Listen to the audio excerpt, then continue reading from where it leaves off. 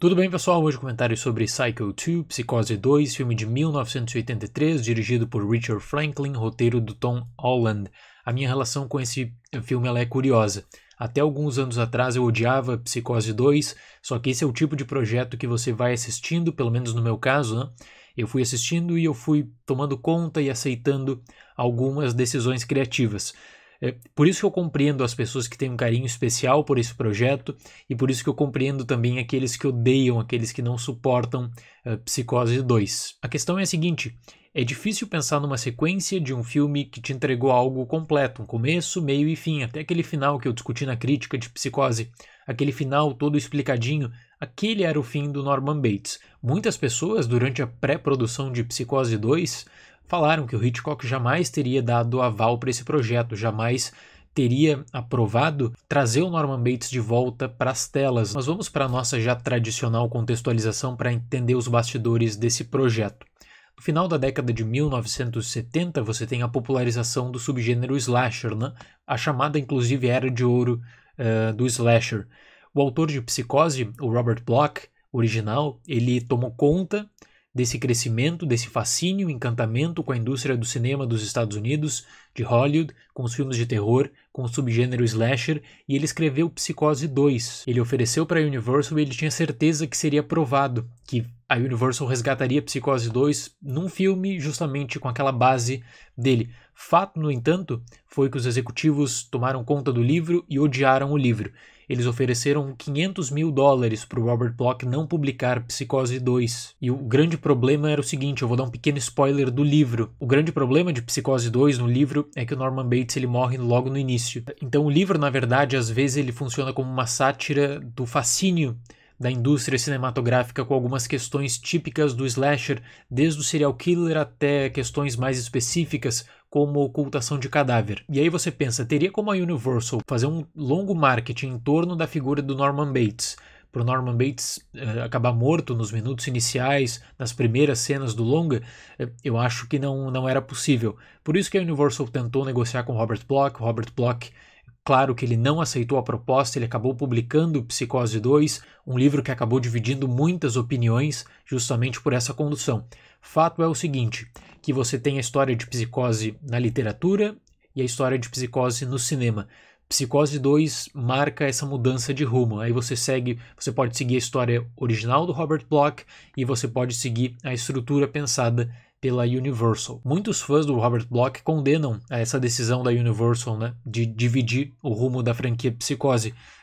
Repito, acho compreensível todas essas críticas e por muitos anos eu também considerava esse até um projeto desrespeitoso. Mas é aquela coisa também, você vai lendo sobre pré-produção, vai pesquisando sobre o filme, sobre a estruturação e aí você acaba entendendo sobre questões polêmicas. Aqui, no entanto, em Psicose 2, ela tentou trazer algo no mínimo coerente. Por exemplo, eles contrataram como diretor de Psicose 2 o Richard Franklin, que era um fã do Alfred Hitchcock, tinha uma relação muito próxima com Alfred Hitchcock, inclusive na década de 1970, quando ele era pesquisador da USC, ele trouxe o Hitchcock algumas vezes para dar palestras e o Hitchcock admirava muito os estudos que o Franklin tinha feito sobre a sua filmografia. Então, ou seja, o diretor de Psicose 2 era uma pessoa que não apenas admirava o Hitchcock, era uma pessoa que tinha estudado muito sobre psicose. Para o roteiro, a Universal contratou Tom Holland, outro grande fã do Hitchcock, e aí um estudioso dessa enxurrada de filmes do gênero slasher, que começaram a surgir especialmente no final da década de 1970. E para a produção, a Universal chamou o Hilton Green, que não apenas era um amigo íntimo do Alfred Hitchcock, o Hilton Green participou da produção de Psicose em 1960, né? E o Green, ele conta a seguinte história, que alguns amigos falaram que ele estava traindo a memória do Alfred Hitchcock ao assinar com a Universal para esse projeto. E aí o que o Green fez? Ele ligou para Pat Hitchcock, a filha do diretor, e pediu aprovação. A Pat tomou conta do que iria acontecer em Psicose 2 e aí ela deu a luz verde. E ela disse em um telefonema para o Hilton Green que o Alfred Hitchcock teria gostado do desenvolvimento, teria gostado dessa base do roteiro de Psicose 2. Então essa seria uma base contextual. Uma briga com o roteirista, com o autor original de Psicose, o Robert Bloch, e aí o desenvolvimento de um roteiro próprio, um caminho próprio nos cinemas. Psicose 2 inicialmente foi um filme pensado para TV a cabo, seria o maior lançamento da história da TV a cabo dos Estados Unidos até então. Só que quando você tem as primeiras notícias de pré-produção de Psicose 2 no final de 1981, vários distribuidores e parceiros da Universal no exterior demonstram interesse no filme e querem colocar o filme nos seus respectivos mercados.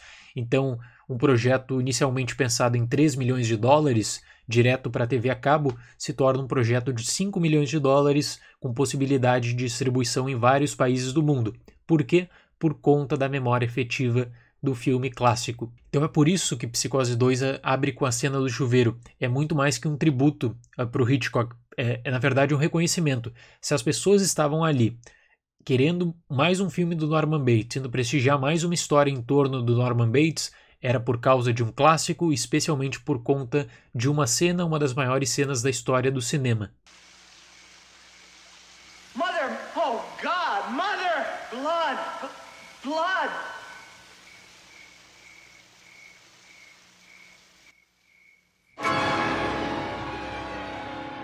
Logo após uma breve situação, 22 anos depois dos eventos de Psicose, o Norman Bates foi liberado do hospital psiquiátrico pela justiça, apesar dos protestos da Lila Loomis. Então você tem, além do Norman Bates, o retorno à casa e ao motel, ambos reconstruídos para esse filme e aproveitados posteriormente para a tour tradicional da Universal. Estruturalmente, eu acabo dividindo Psicose em 3 momentos.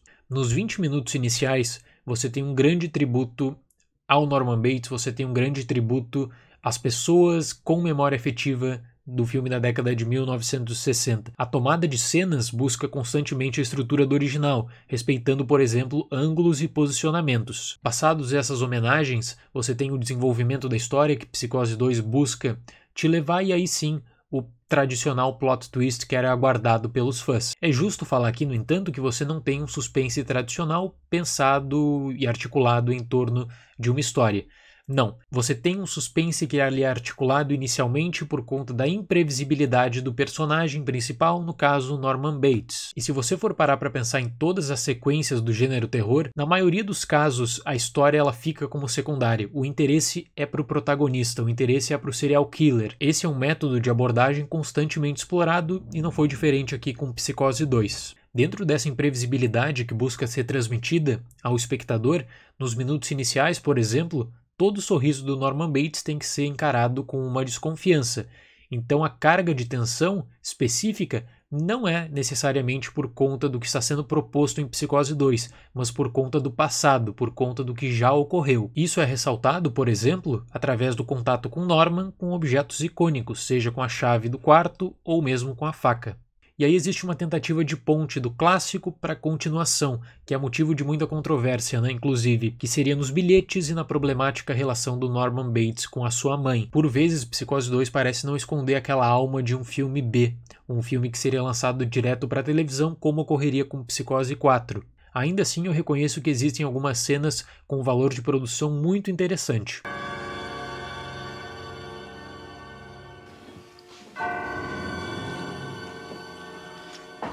Duas coisas também me incomodam muito em Psicose 2. A primeira é a montagem, que eu considero bagunçada, com transição de cenas sem explicação ou sem necessidade. A outra coisa é a tentativa frustrada de recriação da tradicional cena do chuveiro. Para mim é extremamente apelativa e sem qualquer sentido, nem como tributo funciona. O tributo já tinha sido feito na introdução do filme. O ponto mais subestimado desse projeto é a trilha sonora composta pelo Jerry Goldsmith.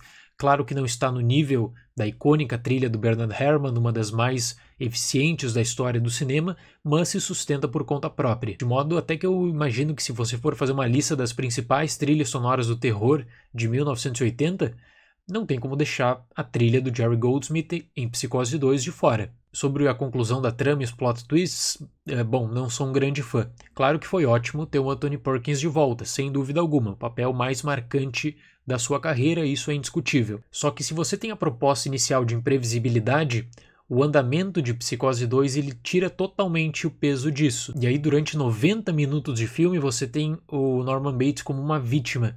eu acho que não fecha nada com a proposta do primeiro filme, não fecha absolutamente nada.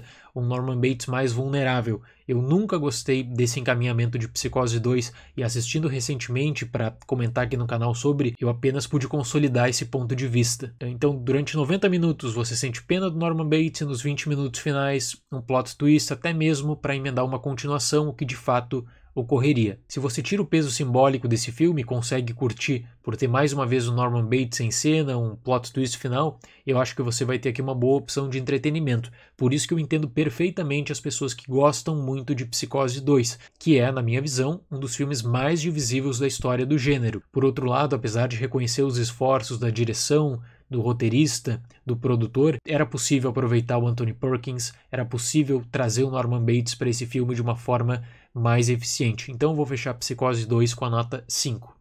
Certo? Em breve faço a crítica aqui no canal de Psicose 3 e Psicose 4 também. Muito obrigado pela atenção, até mais e tchau!